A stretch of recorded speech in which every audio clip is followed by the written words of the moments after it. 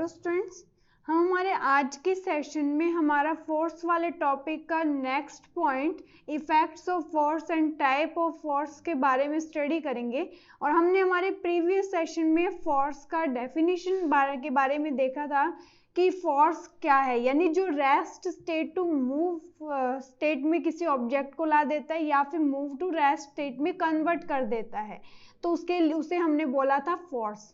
यानी फोर्स एक ऐसा हमारे पास ऑब्जेक्ट था कि जिसने कि किसी भी ऑब्जेक्ट की रेस्ट और मूविंग स्टेट में चेंजिंग कर दी थी। और फोर्स को रिप्रेजेंट करने के लिए हमने एक मैग्नीट्यूड, फोर्स की स्ट्रेंथ को रिप्रेजेंट करने के लिए हमने मैग्नीट्यूड का बोला था उसे कि कोई फोर्स कितना पावरफुल है उसके लिए हम मैग्नीट्यूड यूज करते हैं। और फोर्स का मैग्नीट्यूड बताने के लिए हम एक ऐसा यूनिट का यूज करते हैं, वो यूनिट मैंने आपको बताई थी न्यूटन।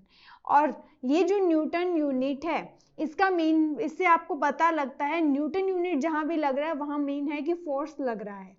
तो जो फोर्स है वो किसी ऑब्जेक्ट पर कितना स्ट्रॉन्ग फोर्स लग रहा है और कितना कम पावर का, कम स्ट्रेंथ का फोर्स लग रहा है, उस ऑब्जेक्ट की जो मूवमेंट है वो उस फोर्स पर डिपेंड करती है कि जिस डायरेक्शन में ज़्यादा स्ट्रेंथ, ज़्यादा पावर का फोर्स लगेगा वो ऑब्जेक्ट उसी डायरेक्शन में मूव कर जाएगा। फिर हमने इसी में डायरेक्शन के बारे में स्टडी किया था कि जहाँ डायरेक्शन, फोर्स का डायरेक्शन क्या होगा, जहाँ ज़्यादा फोर्स लगेगा वहीं लगेगा। ये तो हमने देखा था कि एक ही ऑब्जेक्ट पर दो फोर्स सेम डायरेक्शन में भी लग सकते हैं और दो फोर्स अपोजिट डायरेक्शन में भी लग सकते हैं। अगर दोनों फोर्स सेम डायरेक्शन में लग रहे हैं तो ऑब्जेक्ट किधर को मूव करेगा, जिस डायरेक्शन में आप फोर्स लगा रहे हो उधर ही मूव करेगा। और मूव करेगा तो जो नेट फोर्स है वो कितना हो जाएगा, उन दोनों फोर्स का ऐड होगा। फिर हमने देखा था कि अगर फोर्स दो अपोजिट डायरेक्शन में लगता है, तब अगर फोर्स अपोजिट डायरेक्शन में लग रहा है, मान लो एक फोर्स इस डायरेक्शन में लग रहा है, एक फोर्स इस डायरेक्शन में लग रहा है, जब इन दो डायरेक्शन में फोर्स लग रहे हैं और अगर दोनों फोर्स का मैग्नीट्यूड, दोनों फोर्स की पावर अलग अलग है, मान लो एक फोर्स 2 न्यूटन का है, एक फोर्स 3 न्यूटन का है, लेफ्ट साइड जो फोर्स लग रहा है वो 2 न्यूटन, राइट साइड जो फोर्स लग रहा है वो 3 न्यूटन का है, तो जो ऑब्जेक्ट है वो किस तरफ मूव करेगा, 3 न्यूटन वाले फोर्स की तरफ मूव करेगा। और अगर दोनों जो अपोजिट डायरेक्शन में जो दो फोर्स लग रहे हैं, अगर उन दोनों फोर्स का मैग्नीट्यूड या स्ट्रेंथ अगर इक्वल हो, यानी 2 न्यूटन का फोर्स दोनों डायरेक्शन में लग रहा है, एक 2 न्यूटन राइट डायरेक्शन में, एक 2 न्यूटन जो फोर्स है वो लग रहा है लेफ्ट साइड, तो जो ऑब्जेक्ट है क्या उसमें मूवमेंट होगा, उसमें कोई डिस्प्लेसमेंट नहीं आएगा क्योंकि दोनों जो फोर्स है वो इक्वल है। तो इस रीजन से उसमें कोई भी चेंजिंग, उस ऑब्जेक्ट में कोई भी डिस्प्लेसमेंट नहीं आएगा। हाँ, इतना बात इंपॉर्टेंट है कि जब भी फोर्स लगेगा वो इंटरेक्शन होगी दो ऑब्जेक्ट के बीच में। आप फोर्स को कभी भी देख नहीं सकते, उसको आप फील कर सकते हो, उसे आप ऑब्जर्व कर सकते हो। फॉर एग्जाम्पल, आप दीवार पर जैसे फोर्स लगा रहे हो तो उससे आपने उस फोर्स को देखा नहीं है, क्या दीवार में डिस्प्लेसमेंट होगा, नहीं होगा, बट आप उसे फील कर सकते हैं। तो फोर्स को हम कभी देख नहीं सकते, हम उसको फील या ऑब्जर्व कर सकते हैं। तो हमने टोटली इतना सब हमारे प्रीवियस सेशन में स्टडी कर लिया था। और आज का जो हमारा सेशन है उसमें हम फोर्स के इफेक्ट देखेंगे कि जब भी किसी ऑब्जेक्ट पर फोर्स लग रहा है तो उस ऑब्जेक्ट में क्या क्या चेंजेस आ सकते हैं। फॉर एग्जाम्पल, जैसे हमने कल ही स्टडी किया था कि जब भी किसी ऑब्जेक्ट पर फोर्स लग रहा है कि तो उसमें डिस्प्लेसमेंट में हमने देखा था अपोजिट डायरेक्शन, सेम डायरेक्शन वाले में डायरेक्शन का पॉइंट स्टडी किया था कि अगर अपोजिट, जिस डायरेक्शन में ज्यादा फोर्स होगा उसी डायरेक्शन में मूवमेंट होगा। तो फोर्स लगाने से हम किसी भी ऑब्जेक्ट की डायरेक्शन में चेंजिंग कर सकते हैं। तो देखो, हमारा जो फर्स्ट पॉइंट इसमें आता है वो हमारा पॉइंट आता है, force can make an object to move from rest. यानी कोई भी ऑब्जेक्ट है अगर वो रेस्ट फॉर्म में है तो वो मूव फॉर्म में चेंज हो जाएगा, और अगर वो मूव स्टेट में है तो वो रेस्ट की स्टेट में चेंज हो जाएगा। फॉर एग्जाम्पल, जैसे बॉल है आपके पास, आप बॉल को कैच करते हो तो आपने क्या किया, वो बॉल मूव करते हुए आपकी तरफ आ रही थी और आपने उसको कैच कर लिया, आपने उसको रोक दिया, तो आपने उसे किस फॉर्म में ला दिया, रेस्ट की स्टेट में आ गई वो बॉल। और या फिर आप क्या कर सकते हैं, आप क्रिकेट खेल रहे हैं, आपके पास बॉल मूव करते हुए आ रही है, तो आपने क्या किया, अगर बैट से आप किक करेंगे उस पर तो क्या होगा, उसका डायरेक्शन ही चेंज हो जाएगा, उसकी स्पीड भी चेंज हो जाएगी। तो फोर्स जो है वो मूव टू रेस्ट चेंज कर सकता है, रेस्ट टू मूव चेंज कर सकता है। तो देखो, force can stop a moving object, जो मूविंग ऑब्जेक्ट है उसको स्टॉप कर सकता है। आप क्रिकेट की बॉल को अगर कैच करते हो तो क्या होगा, वो अपनी रेस्ट स्टेट में आ जाएगी। फॉर एग्जाम्पल, जैसे देखो यहाँ पर, a force can stop the moving object, जब इसने गोलकीपर ने फुटबॉल को कैच कर लिया, यानी कि उसने जो बॉल था वो मूविंग फॉर्म में था, उसे रेस्ट फॉर्म में ला दिया। तो यहाँ क्या किया उसने, इस पर्सन ने यहाँ फोर्स लगाया है। तो फोर्स लगाने से आप उसकी मतलब उसकी मूविंग स्टेट को आप रेस्ट स्टेट में चेंज कर रहे हो। फिर देखो एक नेक्स्ट एग्जांपल हमारे पास क्या आता है, force can change the speed of an object if it is moving. For example, यानी फोर्स ये बोल रहा है कि फोर्स स्पीड को भी चेंज कर सकता है। आप साइकिल चला रहे हो, जब आप पैडलिंग करते हो, आप एक नॉर्मल स्पीड से पैडलिंग कर रहे हो तो आपकी साइकिल एक नॉर्मल स्पीड से चलेगी, और जैसे ही आप पैडलिंग को तेज करोगे तो पैडलिंग स्पीडली करना स्टार्ट करो तो साइकिल भी तेजी से मूव करेगी, और या फिर आप पैडलिंग को स्लो कर दो तो साइकिल थोड़ा धीरे चलने लग जाएगी। तो ये सब क्या है, यानी आप जो फोर्स लगा रहे हो पैडलिंग करने के लिए, तो उससे जो साइकिल मूव कर रही है उसमें क्या हो रहा है, उसकी स्पीड में चेंजेस आ रहे हैं। जब आप पैडलिंग, यानी आप जो फोर्स लगा रहे हो, अगर आप उस फोर्स में चेंजेस कर रहे हो तो साइकिल की स्पीड में भी चेंजेस आ रहे हैं।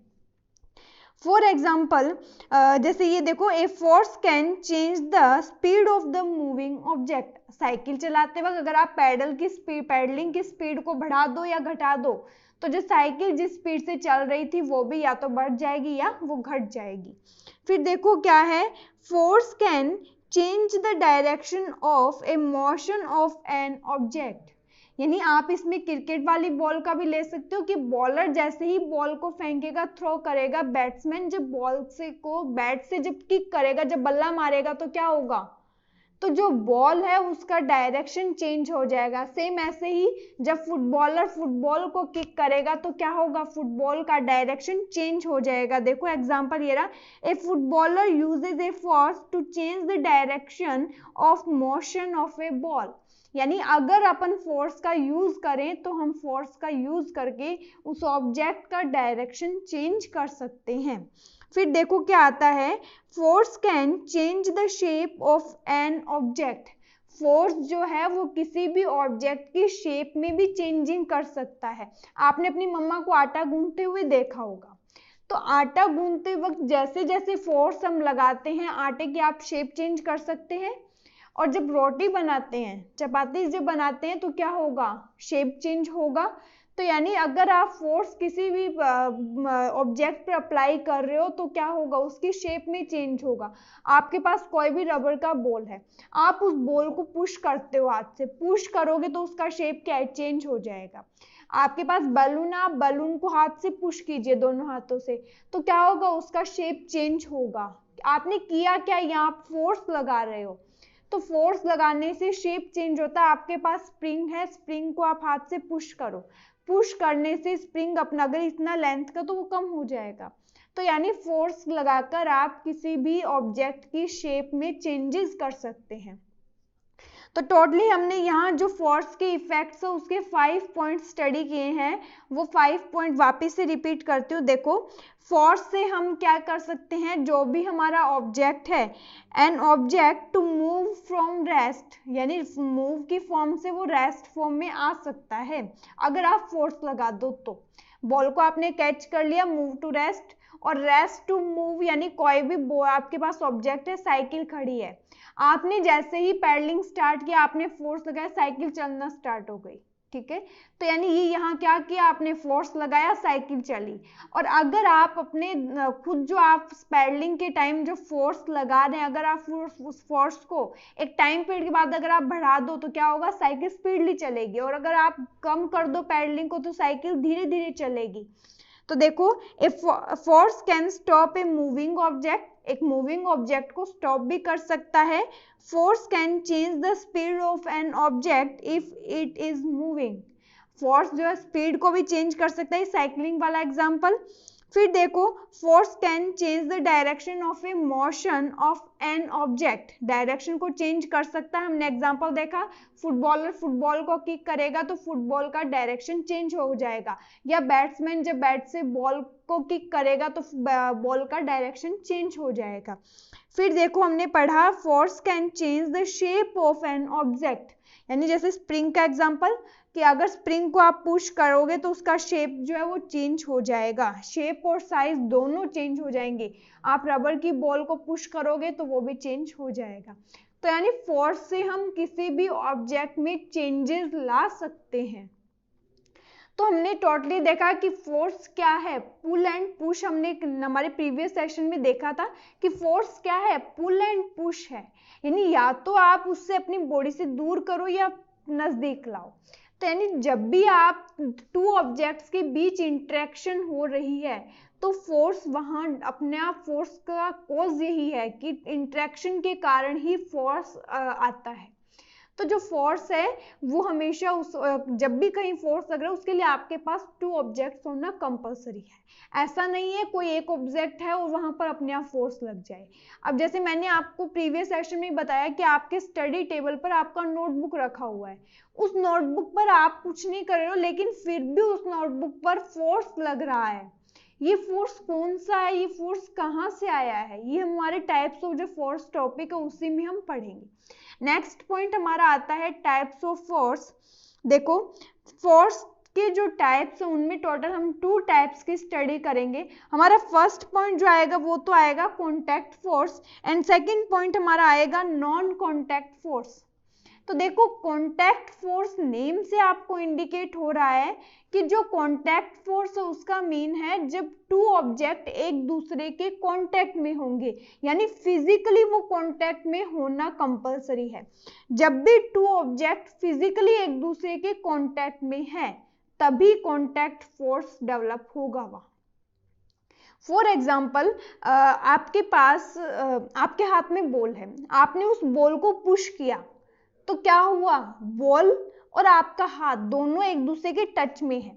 तो यानी जब भी जो कॉन्टैक्ट फोर्स है वो वहीं डेवलप होगा जब टू ऑब्जेक्ट्स एक दूसरे को फिजिकली आपस में एक दूसरे को फिजिकली टच करेंगे, उनका सरफेस एक दूसरे को टच होना चाहिए, वहीं पर कॉन्टैक्ट फोर्स होगा। और जो नॉन कॉन्टैक्ट फोर्स है उसमें दो ऑब्जेक्ट का आपस में टच होना कंपलसरी नहीं है, वो टच हो भी सकते और नहीं भी हो सकते। जब टू ऑब्जेक्ट्स एक दूसरे से दूर दूर हैं और इनके बीच में अगर फोर्स लग रहा है, मान लो एक ऑब्जेक्ट आपके पास यहाँ है, एक ऑब्जेक्ट यहाँ है, अगर इन दोनों के बीच अगर कोई फोर्स लग रहा है तो वो होगा हमारा नॉन कॉन्टैक्ट फोर्स। अब आप कहोगे कि दो ऑब्जेक्ट जब एक दूसरे के टच में नहीं है तो फोर्स कैसे लग सकता है। फॉर एग्जाम्पल, आपके पास एक मैग्नेट है और एक आपके पास आयरन का नेल है, या फिर आपके पास कोई पिन वगैरह है, ऑल पिन है, तो क्या होगा, आप उसको दूर रखो, ऑल पिन आपके पास ऑल पिन जो है वो यहाँ है, ठीक है, और आपका जो मैग्नेट है वो आपके पास यहाँ है। तो ये ऑल पिन क्या करेगा, मैग्नेट क्या करेगा, इस ऑल पिन को अपनी ओर अट्रैक्ट कर लेगा। तो क्या यहाँ दोनों अभी एक दूसरे के टच में है, नहीं है। अगर फिर भी इसे अपनी तरफ अट्रैक्ट करा तो मतलब क्या है, मैग्नेट ने क्या किया, इस ऑल पिन पर एक फोर्स लगाया जिससे कि ये जो ऑल पिन है ये मैग्नेट की तरफ मूव कर रही है। तो यानी ऐसा भी फोर्स है जो कि ऑब्जेक्ट के टच हुए बिना भी, उनके फिजिकली टच के बिना भी डेवलप हो रहा है, उसे हम बोलते हैं नॉन कॉन्टैक्ट फोर्स। तो देखो, contact forces are forces exerted by one object on another when they are in connect with each other. Contact force कब आएगा? जब दोनों एक दूसरे से कनेक्ट होंगे तभी हमारा कॉन्टैक्ट फोर्स डेवलप होता है। ये देखो यहाँ इंपॉर्टेंट वर्ड आता है कॉन्टैक्ट। उन दोनों ऑब्जेक्ट के बीच में कोई ना कोई कॉन्टैक्ट होना कंपलसरी है।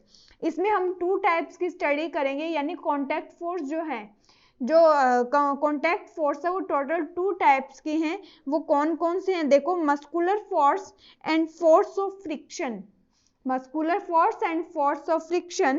फिर हमारा नेक्स्ट पॉइंट आया था non contact force are forces exerted by one object on another without any contact with each other, जिसमें 2 ऑब्जेक्ट एक दूसरे के कॉन्टैक्ट में नहीं है, फिर भी वो ऑब्जेक्ट एक दूसरे पर फोर्स लगा रहे हैं। तो वो फोर्स कौन सा है? हमारा कॉन्टैक्ट फोर्स है। इसमें हम टोटल 3 टाइप्स की स्टडी करेंगे। Non-contact forces are 3 types.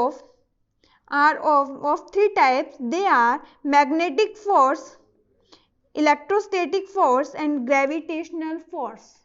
देखो, ग्रेविटेशन मैग्नेटिक फोर्स यानी जब मैग्नेट अट्रैक्ट कर रही है, ऑब्जेक्ट आपस में टच कांटेक्ट में नहीं है, ऑलपिन और मैग्नेट है, आपस में कांटेक्ट में नहीं है, लेकिन फिर भी जो ऑलपिन है वो मैग्नेट की तरफ अट्रैक्ट हो रही है। तो ये क्या है? ये नॉन कॉन्टैक्ट फोर्स है। अब देखो, हमारा कॉन्टैक्ट फोर्स में जो फर्स्ट हमारा पॉइंट है मस्कुलर फोर्स, हम इसके बारे में स्टडी करेंगे। देखो कि मस्कुलर फोर्स यानी एक ऐसा फोर्स है जिसमें हमारी बॉडी की मसल्स यूज होती है। अपनी बॉडी की मसल्स यूज होगी, वहां मस्कुलर फोर्स लगेगा। फॉर एग्जाम्पल, आपने स्टडी की, आपकी बुक्स आपके टेबल पर रखी हुई है। अब मॉर्निंग में आपको स्कूल जाना, आप सोचते हो कि बुक्स बैग में डल जाए। क्या आपके सिर्फ देखते रहने से आपकी बुक्स बैग में डल जाएगी? वो कभी नहीं डलेगी, वो आपको ही डालनी पड़ेगी। तो क्या करोगे? आप स्टडी टेबल से बुक्स को लिफ्ट करोगे, आप उठाओगे वहां से, फिर अपने बैग में डालोगे उनको। तो यानी आपने क्या किया? उन बुक्स को उठाया है, आपने फोर्स लगाया है। फोर्स लगाने से आपके बाजू की जो मसल्स है, आपने उनका वहां यूज किया है। तो जब भी आप अपनी बुक्स को उठा रहे हो, यानी जहां भी हम हमारे बॉडी की मसल्स का यूज कर रहे हैं, वहां मस्कुलर फोर्स लगता है। और सेकंड एग्जांपल, जैसे क्या होता है कि पहले जब खेतों में हल जोतते थे तो बैल का यूज करते थे। तो वो बैल का जब यूज करते थे तो एनिमल्स है, तो जो एनिमल्स है वो भी क्या करते हैं? अपनी मसल्स का यूज कर रहा था। बैल जो है वो अपनी मसल्स का यूज कर रहा था खेत में हल जोतने के लिए। तो यानी जहां भी हम कोई ह्यूमन बीइंग, कोई एनिमल जहां भी अपनी मसल्स का यूज कर रहा है फोर्स लगाने के लिए, किसी भी आपने जैसे बुक्स को उठाया, आपने फोर्स लगाया, तो ये क्या, कौन सा फोर्स है? ये मस्कुलर फोर्स है। तो जो मस्कुलर फोर्स है उसमें हमारी मसल्स यूज होगी। देखो, muscular force is the force exerted by the muscles of our body, यानी जो हमारी बॉडी की जो मसल्स है वो फोर्स को लगाने में यूज होगी। We use muscular force for our various activities. Animals like bullocks, horses, camels, donkeys, elephants also use muscular force to perform various activities. तो यानी जब भी आप, नॉर्मल सा एग्जांपल है, सबसे इजी एग्जांपल, आप स्कूल जाते हो, अपने शोल्डर पर बैग लगाया, आप बैग को उठाकर अपने शोल्डर पर लगाओगे, आपने वहां भी मस्कुलर फोर्स का यूज किया है। आप अपना लंच बॉक्स ले रहे हो तो वहां भी आपने मस्कुलर फोर्स का यूज किया है। तो यानी हम हमारी एवरीडे लाइफ में मस्कुलर फोर्स का बहुत यूज करते हैं। आपने अपना पेन उठाया, यानी आपने यहाँ भी मस्कुलर फोर्स का यूज किया है। तो मस्कुलर फोर्स कैसा फोर्स है कि जो हमारी बॉडी की मसल्स अगर कोई भी फोर्स लगा रही है तो वो एक मस्कुलर फोर्स है। फिर देखो, हमारा इसी में नेक्स्ट फोर्स आता है फोर्स ऑफ फ्रिक्शन। देखो, फोर्स ऑफ फ्रिक्शन या फ्रिक्शनल फोर्स भी बोलते हैं हम इसे। फ्रिक्शनल फोर्स का मीन क्या है? जो फ्रिक्शनल फोर्स है ये हमेशा एक मूव करते हुए ऑब्जेक्ट पर लगेगा। हमेशा कैसे ऑब्जेक्ट पर लगेगा? जो ऑब्जेक्ट हमेशा मूव कर रहा है उसी ऑब्जेक्ट पर हमेशा फ्रिक्शनल फोर्स लगेगा। जो रेस्ट स्टेट में ऑब्जेक्ट है उस पर कभी भी हमारा फ्रिक्शन फोर्स अप्लाई नहीं होगा। ओनली फॉर मूव स्टेट में अगर कोई ऑब्जेक्ट है उसी पर फ्रिक्शन फोर्स अप्लाई होगा। अगर मान लो कि कोई भी ऑब्जेक्ट आपका इस राइट डायरेक्शन में मूव कर रहा है तो जो फ्रिक्शन फोर्स है वो हमेशा लेफ्ट डायरेक्शन में लगेगा। जो फ्रिक्शन फोर्स है वो क्या करता है, किसी भी मूव करते हुए ऑब्जेक्ट की जो स्पीड है उसको कम करने की वो कोशिश करेगा।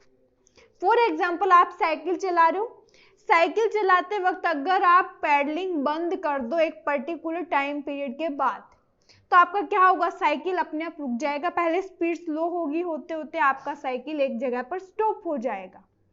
तो वो साइकिल स्टॉप होने का रीजन क्या है कि जब आप पैडलिंग साइकिल चला रहे थे तो जो हमारा अर्थ का जो सरफेस है और जो साइकिल के जो आपके टायर है उनकी जो सरफेस है, यानी ये जो दोनों सरफेस आपस में टच है, इसके अपोजिट जिस डायरेक्शन में आप साइकिल चला रहे हो उससे अपोजिट डायरेक्शन में उन दोनों सरफेस से एक फोर्स लगता है जिसे हम बोलते हैं फोर्स ऑफ फ्रिक्शन।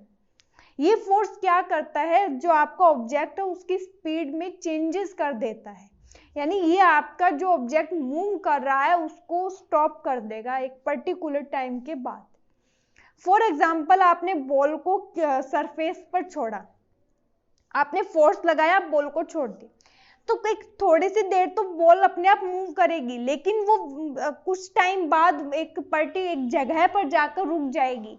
वो बॉल वहां क्यों रुक रही है, क्योंकि जिस सरफेस पर आपने बॉल पर फोर्स लगाया, उसे मूव करवाया है, वो सरफेस और जो बॉल का जो सरफेस है उन दोनों की से एक फोर्स लग रहा है। वो फोर्स बॉल की जिस डायरेक्शन में डिस्प्लेसमेंट हो रहा है उससे अपोजिट डायरेक्शन में है, तो वो क्या करेगा, उस बॉल को move state to rest state में ले आएगा। तो देखो फ्रिक्शन फोर्स क्या है, force of friction is the force which oppose the motion of an object over a surface. यानी जहां कहीं भी फ्रिक्शन फोर्स लग रहा है आपके पास टू सरफेस होना कंपलसरी है। देखो जब दो सरफेस होगी उन दोनों सरफेस के कारण जो फोर्स लग रहा है वो होगा आपका फ्रिक्शनल फोर्स, और जो फ्रिक्शनल फोर्स है वो हमेशा ऑब्जेक्ट की जिस डायरेक्शन में डिस्प्लेसमेंट है उससे अपोजिट डायरेक्शन में आपका फ्रिक्शनल फोर्स लगता है। और कभी भी अगर कोई भी आपका ऑब्जेक्ट है अगर वो एक जगह रखा हुआ तो वहां फ्रिक्शन फोर्स नहीं लगेगा, हमेशा मूव करते हुए ऑब्जेक्ट पर ही फ्रिक्शन फोर्स लगता है। देखो a ball rolling on ground gradually slows down, एक बॉल है वो ग्राउंड पर रोलिंग कर रही है और वो कुछ टाइम बाद अपने आप स्लो हो जाती and comes to rest due to force of friction, और थोड़े टाइम बाद वो क्या होगा, वहां रुक जाएगी। तो वो किस कारण रुकी है, फ्रिक्शनल फोर्स के कारण रुकी है, क्योंकि जो फ्रिक्शनल फोर्स है वो मूवमेंट का मूवमेंट को कम कर देता है। साइकिल चला रहे हो, साइकिल पैडलिंग नहीं करोगे तो साइकिल रुक जाएगी। क्यों रुकेगी, क्योंकि जिस डायरेक्शन में आप साइकिल चला रहे हो उससे अपोजिट डायरेक्शन में फ्रिक्शनल फोर्स लग रहा है जिसके कारण हमारा साइकिल रुक जाता है। फिर देखो if we stop pedalling a bicycle it gradually slows down and comes to a stop due to force of friction, ये भी कुछ टाइम बाद रुक जाएगी। एक अदर एग्जांपल देखो, यहाँ आपको बताया है कि कोई भी है और ये अलमीरा को पुश कर रहा है, यानी वहां पर फोर्स लगा रहा है, तो जो अपोजिट डायरेक्शन में फ्रिक्शन फोर्स लग रहा है, मूवमेंट डिस्प्लेसमेंट किस डायरेक्शन में है, right side, friction force left side. तो फ्रिक्शन फोर्स क्या करता है, जो कोई भी ऑब्जेक्ट है जो मूव कर रहा है उसके मूव को रोक देता है, उसे रेस्ट स्टेट में ले आएगा। तो फ्रिक्शन फोर्स हमेशा स्पीड को कम करेगा और ये सिर्फ उसी ऑब्जेक्ट पर अप्लाई होगा जो मूव कर रहा है। स्टेबल अगर कोई ऑब्जेक्ट है कहीं रखा हुआ है आपका तो वहां पर कभी भी फ्रिक्शन फोर्स नहीं लगेगा। और अगर आपको किसी भी चीज को उठाना है तो आप कौन सा फोर्स लगाओगे, मस्कुलर फोर्स लगाओगे।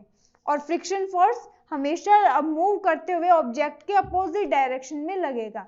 ये दोनों कैसे फोर्स थे, ये दोनों हमारे कॉन्टैक्ट फोर्स है। क्योंकि देखो मस्कुलर फोर्स में जब आपने आपकी बुक्स को उठाया, क्या आपके देखने से बुक उठ जाएगी, अपने आप नहीं उठेगी। आपने स्टडी टेबल से बुक्स को उठाया बैग में डालने के लिए, तो आपने क्या किया, आपके हैंड जो है वो उस बुक के टच में आए हैं, कॉन्टैक्ट में आए हैं। तो दो ऑब्जेक्ट है, आपके हैंड और आपकी बुक, दोनों एक दूसरे के कांटेक्ट में आए तभी बुक्स उठाई है आपने। तो ये है एक कांटेक्ट फोर्स। और फ्रिक्शनल जो फोर्स है वो भी एक कांटेक्ट फोर्स है। कैसे? क्योंकि देखो दो ऑब्जेक्ट हैं आपके पास, यानी अर्थ का सरफेस, ये एक सरफेस है आपके पास और यहाँ पर आपका एक बॉल है, ये रोलिंग करते हुए इधर मूव कर रहा है और मूव करेगा तो ये जो बॉल का सरफेस है वो और आपका जो अर्थ का सरफेस है, जिस ग्राउंड पर बॉल रोलिंग कर रहा है, तो इन दोनों ये दोनों जब आपस में कांटेक्ट में आएगी तभी तो फ्रिक्शन फोर्स डेवलप होगा। क्या यहाँ अब अगर मैंने इस पेन को ऐसे पकड़ा है तो क्या यहाँ फ्रिक्शन फोर्स लग रहा है? नहीं लग रहा। जब किसी सरफेस पर मूवमेंट होगा, अगर मैं इसे ऐसे स्लाइड करवाऊं, अब यहाँ फ्रिक्शन फोर्स लग रहा है। यहाँ अगर ये कोई मूव कर रहा है, मूव करते वक्त ही फ्रिक्शन फोर्स लगेगा। तो इसमें क्या है, दो सरफेस कांटेक्ट में आ रही है तो ये भी एक टाइप का कांटेक्ट फोर्स है। ठीक है, तो अब हमारा नेक्स्ट जो पॉइंट आता है वो आता है नॉन कांटेक्ट फोर्स का, कि जिसमें दो ऑब्जेक्ट जो है वो एक दूसरे के कांटेक्ट में नहीं होंगे, वो होता है नॉन कांटेक्ट फोर्स। इसमें हमारा फर्स्ट पॉइंट देखो क्या आता है, मैग्नेटिक फोर्स। देखो आपके पास कोई भी मैग्नेट है, वो मैग्नेट क्या करेगी, देखो बेसिकली हम एक नॉर्मल सा समझते हैं कि मैग्नेट में टू पोल होते हैं, नॉर्थ पोल और एक साउथ पोल। ठीक है, ये जो नॉर्थ पोल और साउथ पोल टू पोल है मैग्नेट के। अगर आप दो मैग्नेट आपके पास है, अगर आपके पास दो मैग्नेट है, इसका अगर आप मान लो ये नॉर्थ पोल ये साउथ पोल, जब दो सेम पोल एक दूसरे की साइड आएंगे तो वो दोनों को रिपल्सिव करेंगे, उनमें रिपल्सिव फोर्स लगेगा, यानी एक दूसरे से दोनों मैग्नेट दूर जाएंगे। जब सेम पोल एक दूसरे के पास आएंगे तो क्या होगा, ये दोनों मैग्नेट अपोजिट डायरेक्शन में मूव करेगी। और अगर मान लो आपके पास एक मैग्नेट ये रहा, इसका ये नॉर्थ पोल, ये वाला साउथ पोल, और दूसरे मैग्नेट का आपके पास ये साउथ पोल है और ये नॉर्थ पोल है, जब दोनों अपोजिट पोल एक दूसरे के पास लाओगे तो इनमें अट्रैक्शन होगा और ये दोनों एक दूसरे के तरफ आएंगे और चिपक जाएंगे। तो देखो मैग्नेट में टू पोल है, नॉर्थ पोल और साउथ पोल। तो मैग्नेट, एक मैग्नेट दूसरे मैग्नेट पर भी फोर्स लगाता है, वो अट्रैक्टिव फोर्स भी हो सकता है और रिपल्सिव फोर्स भी हो सकता है। अगर सेम पोल एक दूसरे के पास आ रहे हैं तो रिपल्सिव फोर्स लगेगा। अगर अपोजिट पोल एक दूसरे के पास आ रहे हैं, मान लो इधर वाली जो मैग्नेट है इसका मान लो साउथ पोल है, ये नॉर्थ पोल है, और इधर दूसरी वाली मैग्नेट है, इसका ये नॉर्थ पोल और ये साउथ पोल है, दोनों क्या है, अपोजिट पोल है। जब ये एक दूसरे के पास आएंगे तो क्या होगा, इनमें अट्रैक्टिव फोर्स लगेगा। तो इस अट्रैक्टिव फोर्स के कारण दोनों मैग्नेट एक दूसरे के पास आ जाएंगे और जब सेम पोल पास आएंगे, यहाँ नॉर्थ पोल हमने देखा, अगर दो साउथ पोल एक दूसरे के पास आते हैं तो क्या होगा, यहाँ रिपल्सिव फोर्स लगेगा, दोनों मैग्नेट एक दूसरे से दूर चले जाएंगे। तो जो मैग्नेट है उसमें दो पोल है, नॉर्थ पोल और साउथ पोल। अब अगर आप इस मैग्नेट के पास, मान लो आपके पास एक मैग्नेट है, आप इस मैग्नेट के पास सॉल्पिन लेके आते हो, जब आप इस मैग्नेट के पास सॉल्पिन ला रहे हो तो क्या होगा, ये मैग्नेट जो है इन ऑल्पिन को अपनी तरफ अट्रैक्ट करेगी। तो ये जब मैग्नेट अपनी तरफ अट्रैक्ट कर रही है तो यहाँ इसने क्या किया, इस मैग्नेट ने एक मैग्नेटिक फोर्स लगाया है। इस मैग्नेटिक फोर्स के कारण ही जो ऑल्पिन है ये मैग्नेट की तरफ मूव कर रही है। तो क्या यहाँ ये दोनों ऑब्जेक्ट एक दूसरे के टच में है, कांटेक्ट में है? नहीं है। तो ये कौन सा फोर्स है, नॉन कांटेक्ट फोर्स है। फॉर एग्जाम्पल आपने अपने घरों पे देखा होगा कि हमारा जो फ्रिज है, उस फ्रिज का डोर आपने देखा होगा अपने आप बंद हो जाता है। क्यों बंद हो जाता है? क्योंकि उसके डोर पर मैग्नेटिक स्ट्रिप लगी हुई है। वो मैग्नेटिक स्ट्रिप क्या करती है, अपने आप फ्रिज का जो बॉडी है वो आयरन का है और वो अपने आप उससे टच हो जाएगी। तो मैग्नेटिक स्ट्रिप के कारण ही वो डोर बंद होता है, और जैसे जैसे फ्रिज पुराना होता है उस मैग्नेटिक जो फोर्स है उसका पावर कम होता जाएगा और डोर जो अपने आप बंद नहीं होगा, फिर हमें वो करना पड़ता है डोर बंद। लेकिन जो मैग्नेटिक स्ट्रिप है उसी के कारण डोर अपने आप बंद होता है। तो क्या यहाँ दोनों ऑब्जेक्ट एक दूसरे के कांटेक्ट में है? नहीं है। तो जब भी दो ऑब्जेक्ट एक दूसरे के कांटेक्ट में नहीं है वहां हमेशा नॉन कांटेक्ट फोर्स लगता है। मैग्नेटिक जो फोर्स है वो मैग्नेट्स लगाएगी magnetic force is the force exerted bye magnets, force of attraction and repulsion between two magnets. दो मैग्नेट्स हैं, उनके बीच में अट्रैक्शन का फोर्स भी हो सकता है और रिपल्शन का फोर्स भी हो सकता है। अट्रैक्शन का फोर्स कब होगा? जब दो अपोजिट पोल एक दूसरे के पास आएंगे, मतलब जब नॉर्थ पोल साउथ पोल के पास या साउथ पोल नॉर्थ पोल के पास आएगा तो कौन सा फोर्स लगेगा? अट्रैक्शन का फोर्स लगेगा। और जब दो सेम पोल एक दूसरे के पास आएंगे तब यहाँ कौन सा फोर्स लग रहा है? इन दोनों कंडीशन में रिपल्शन का फोर्स लग रहा है। तो देखो, force exerted by a magnet on a piece of iron और स्टील। देखो जो स्टील है इसमें 98% क्या होता है? हमारा आयरन होता है। स्टील के अंदर 98% आयरन होता है। तो जो मैग्नेटिक फोर्स है वो दो मैग्नेट के बीच में भी लग सकता है, या फिर मैग्नेटिक फोर्स एक मैग्नेट और आयरन या स्टील का कोई आपके पास ऑब्जेक्ट है उनके बीच लग सकता है।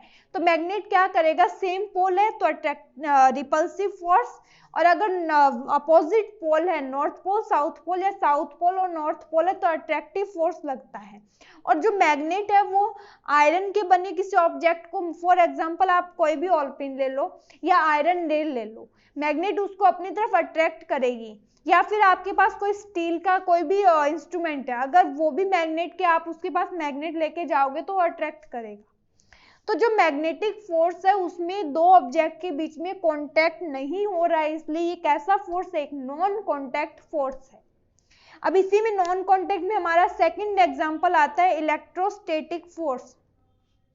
देखो, इलेक्ट्रोस्टैटिक फोर्स के बारे में पढ़ने से पहले हम एक बात देखते हैं कि हमने देखा था कि कोई भी मटेरियल है वो किसका बना हुआ है? वो एटम का बना हुआ है। किसका बना हुआ है? हमारा कोई भी मटेरियल जो है वो किसका बना है? एटम का बना है। जो एक एटम है उसमें क्या क्या प्रेजेंट है?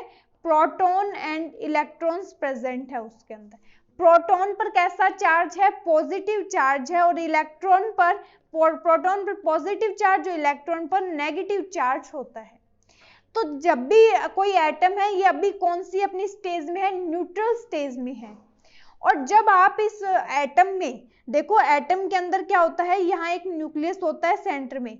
ये इस न्यूक्लियस क्या करता है? इसमें इस एटम में प्रेजेंट जितने भी इलेक्ट्रॉन्स होते हैं, इन इलेक्ट्रॉन्स को ये एटम क्या करके रखता है? अट्रैक्ट करके रखता है। क्योंकि जो न्यूक्लियस है हमारा, इसके अंदर क्या प्रेजेंट है? प्रोटॉन प्रेजेंट, और प्रोटॉन पॉजिटिव चार्ज है।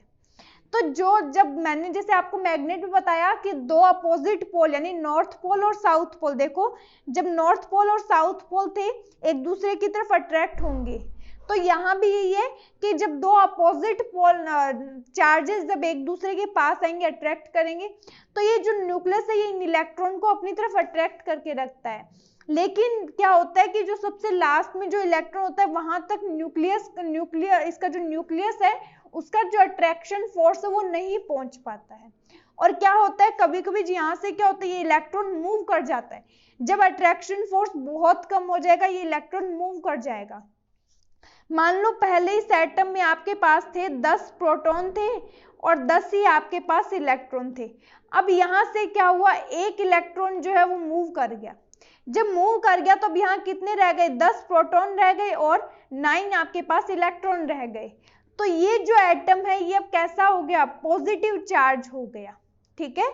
और अगर इसके अंदर जैसे इलेक्ट्रॉन मूव करता है वैसे इलेक्ट्रॉन इसके अंदर आ भी सकता है। और जब मान लो इलेक्ट्रॉन आ जाए, यानी 10 प्रोटॉन है और अगर इसके अंदर 11 इलेक्ट्रॉन हो जाए, तो इस कंडीशन में ये कैसा होगा? नेगेटिव चार्ज होगा। तो यानी आपको पता लगा किसी भी ऑब्जेक्ट पर, किसी भी एटम पर पॉजिटिव और नेगेटिव चार्ज कैसे आता है। अगर इलेक्ट्रॉन अंदर आ रहा है तो यानी इलेक्ट्रॉन बढ़ गया, बढ़ने से क्या होगा? उस पर नेगेटिव चार्ज आ जाएगा। और अगर इलेक्ट्रॉन बाहर की ओर मूव कर रहा है तो पॉजिटिव चार्ज आ जाएगा। ठीक है।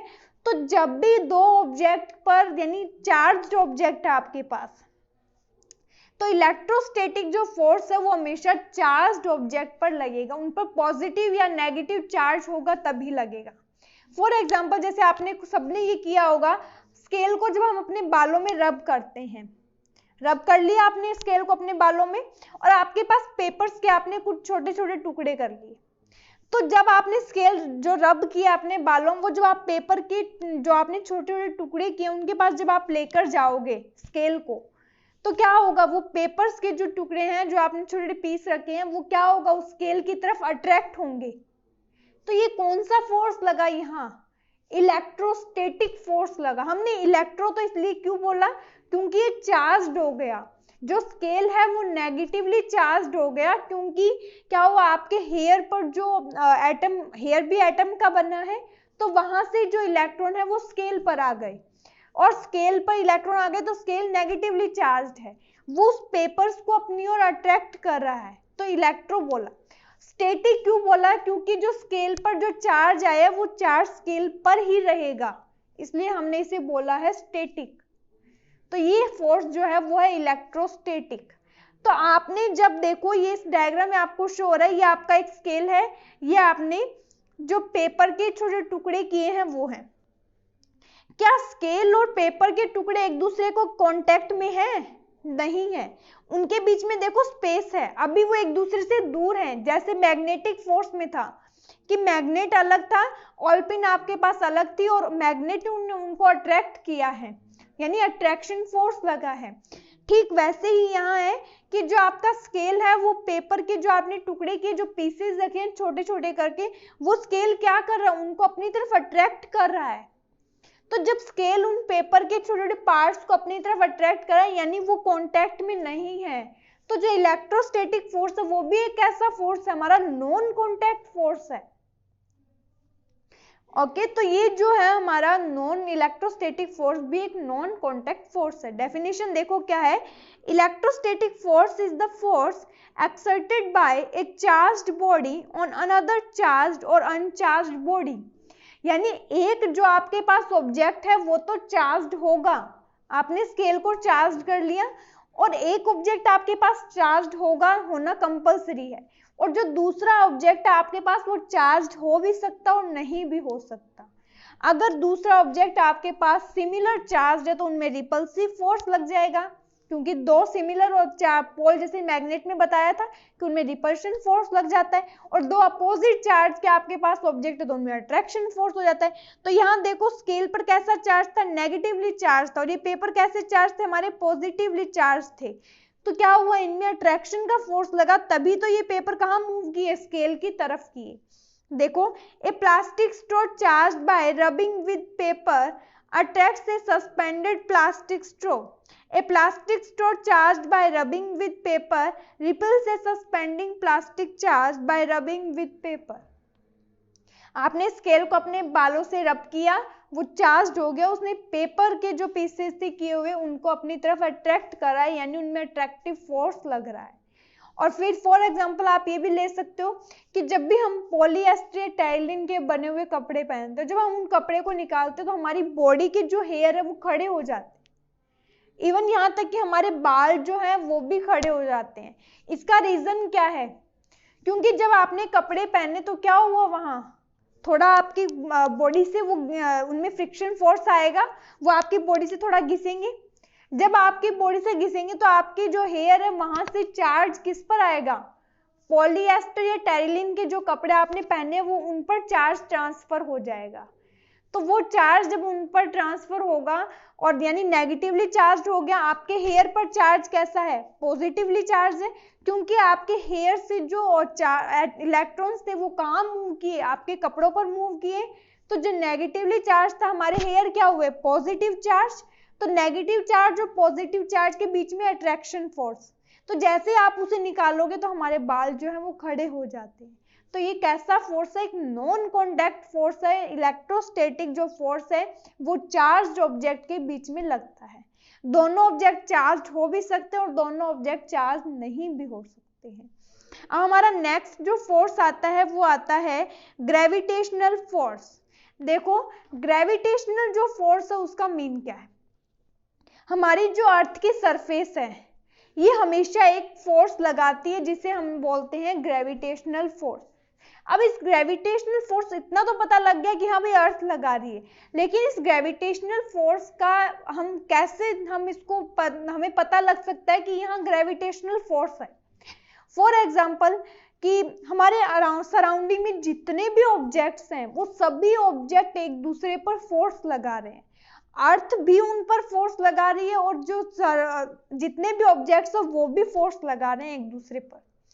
अब जैसे मैं यहाँ हूँ, मैं खड़ी हूँ, मेरे ऊपर क्या है, मैं बैठी हूँ, तो मेरे ऊपर आप भी अपने जैसे पढ़ रहे हैं, आप बैठे हो, तो आपके ऊपर अर्थ भी ऑब्जेक्ट लगा रही है, आपके आसपास जो भी ऑब्जेक्ट्स है, जो भी मटेरियल्स प्रेजेंट है, वो भी आप पर एक फोर्स लगा रहे हैं। तो ये जो फोर्स है, ये फोर्स जिस डायरेक्शन में लग रहा है, आपका मूव उसी डायरेक्शन में होना चाहिए, लेकिन आप मूव क्यों नहीं कर पाते हैं?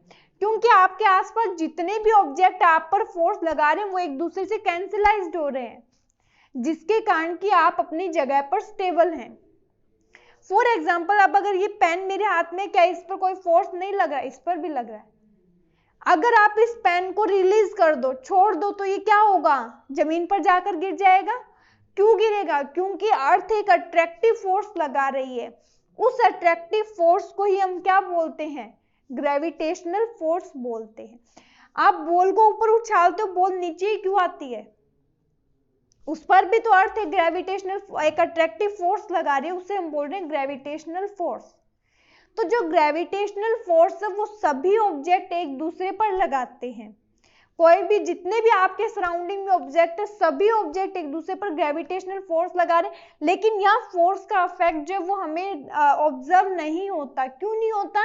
क्योंकि हमारे आसपास बहुत सारे ऑब्जेक्ट हैं, उनसे लगा फोर्स एक दूसरे से कैंसलाइज्ड हो रहा है, वो बैलेंस्ड हो जाते हैं, जिससे कि हम फोर्स का जो रिजल्ट है वो हम ऑब्जर्व नहीं कर पाते हैं। और जैसे ही आप किसी ऑब्जेक्ट को छोड़ोगे, रिलीज करोगे, वो हमेशा नीचे ही आएगा। जो पेड़ की लीव्स है वो गिरती है, तो वो नीचे क्यों गिरती है? वहां भी जो हमारी अर्थ के सरफेस है वो एक ग्रेविटेशनल फोर्स लगा रही है। तो देखो क्या है, gravitational force is the force exerted by the earth on all objects. हमारी अर्थ जो है सभी ऑब्जेक्ट्स पर एक फोर्स लगा रही है, जिसे हम बोल रहे हैं gravitational force. It pools all objects towards the earth. ये हर एक ऑब्जेक्ट को अपनी तरफ खींचती है। अर्थ जो है सभी ऑब्जेक्ट को अपनी तरफ खींचेगी, यानी ये क्या है? एक अट्रैक्टिव फोर्स है। A coin or a pen falls down when it slips off your hand. जैसे ही आप इसे छोड़ोगे ये जमीन पर आ जाएगा। तो यहाँ कौन सा फोर्स है? ये भी ग्रेविटेशनल फोर्स है। किसी भी, मान लो कोई भी ट्री है, वहां से फ्रूट नीचे गिर रहा है, तो वो फ्रूट नीचे गिर रहा है, उसका रीजन क्या है? क्योंकि अर्थ उसे अट्रैक्ट कर रही है। देखो, कोई भी ट्री है, उससे जब ये एप्पल का जो फ्रूट है वो नीचे गिर रहा है, तो ये क्यों गिर रहा है? किसके कारण गिर रहा है? ये जो अट्रैक्टिव फोर्स है, ग्रेविटेशनल फोर्स, उसी के कारण ही नीचे आ रहा है। A ball thrown upward falls down. Ball को आपने ऊपर फेंका, बॉल नीचे आ गया। क्यों आया? अट्रैक्टिव फोर्स के कारण। आप छत, जैसे कोई भी जंप करते हो, आप जंप कर रहे हो, जंप करके आप नीचे क्यों आते हो? आप हवा में क्यों नहीं कूदने लग जाते हैं? हवा में भी तो आप रह सकते हैं। आपने जंप किया, आप हवा में क्यों नहीं हो? क्यों नहीं हो? आपके हवा में न रहने का रीजन क्या है? क्योंकि अर्थ की सरफेस आप पर अट्रैक्टिव फोर्स लगा रही है, वो बहुत पावरफुल फोर्स है। तो आप उसी की वजह से आप क्या हो? वापस सरफेस पर पहुंच जाते हो। तो देखो, leaves and fruits fall to the ground when they get detached from the plant. जब लीव्स और फ्रूट प्लांट से अलग होते, उसे सेपरेट होते, तो वो नीचे अर्थ पर ही आते। वो एयर में क्यों नहीं मूव करते हैं? एयर में भी तो मूव कर सकते हैं, लेकिन जो अर्थ है उस पर अट्रैक्टिव फोर्स लगा रही है। Water in reverse flows downward. ठीक वैसे ही अगर ऊपर से आप पानी गिराओगे तो वो पानी नीचे ही आएगा, वो भी एक ग्रेविटेशनल फोर्स के रीजन से ही नीचे आएगा। तो टोटल हमने देखो फोर्स पढ़े हैं, 2 टाइप्स के फोर्स, कॉन्टैक्ट फोर्स और नॉन कॉन्टैक्ट फोर्स। जो कॉन्टैक्ट फोर्स है उसमें हमने फर्स्ट पढ़ा मस्कुलर फोर्स और सेकंड पढ़ा फोर्स ऑफ फ्रिक्शन। तो हमने देखा कि जो मस्कुलर फोर्स है उसमें हमारी बॉडी की मसल्स यूज होती है, तो यानी कॉन्टैक्ट होगा। यानी आपने कोई भी बॉल लिया, आपने उसको पुश किया, तो यहाँ कौन सा फोर्स लगा? मस्कुलर फोर्स लगा। आप उसे पुश कर रहे हो, आपकी बॉडी की मसल्स यूज हो रही है। आपने बुक्स को उठाया, वहां भी मस्कुलर फोर्स है। फ्रिक्शन फोर्स क्या था? कि जिस डायरेक्शन में कोई ऑब्जेक्ट मूव कर रहा, उससे अपोजिट डायरेक्शन में फोर्स लग रहा था। तो इन दोनों में क्या है, फ्रिक्शन फोर्स के लिए आपके पास दो सरफेस कांटेक्ट में होना कंपलसरी है। जब तक दो सरफेस कांटेक्ट में नहीं होगी वहां फ्रिक्शन फोर्स डेवलप नहीं हो सकता।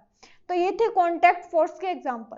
और नॉन कांटेक्ट में हमने पढ़ा मैग्नेटिक फोर्स। मैग्नेटिक फोर्स में था दो मैग्नेट के सेम पोल है, एक दूसरे को रिपल्सिव करेंगे, रिपल्सिव फोर्स वहां लगेगा।